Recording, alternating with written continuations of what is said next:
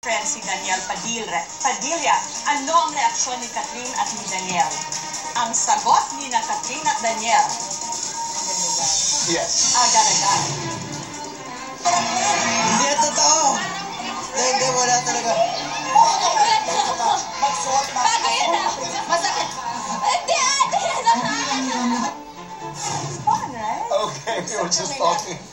Wala naman daw, no? Sabi ni Daniel. Wala. Parang impossible naman na may time pa tong si Daniel na magkaroon ng girlfriend. That's true. Diba? Outside of show business. Kasi, parati silang magkasama ni Catherine at sweet sila, ha? Parang, action speaks louder than words. Yung mga reading between the lines, parang may something na talaga sila. Kasi kawala sa pagkatao ng bata, ni Daniel. Wala. He's very honest, and devoted, eh. Hindi nakakasama mo sila sa set. Oo, sweet nga sila. Sweet talaga sila. Tsaka makikita mo sa mata talaga ni Daniel, in love kay Catherine.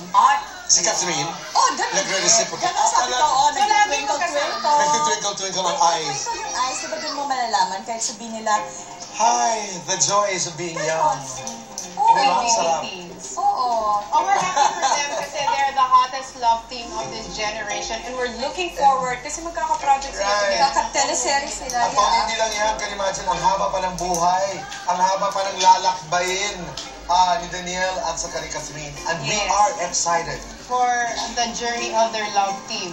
And their love life. That's true. True. On and off ka, no? On and off? I mean, on and off ka. Ibig sabihin kasi, they're a love team. Pero ito yung classic na naman, di ba? Bago sila magtinginan, di ba makikita mo dyan? Magtitinginan, hindi Tumatagos. nila alam, nakikita ng camera. Di ba? Tumatagos. That's right. Exactly. Ganun talaga pag may feelings, tumatagos. Eto na, susunod na ating Buzz ng Bayan.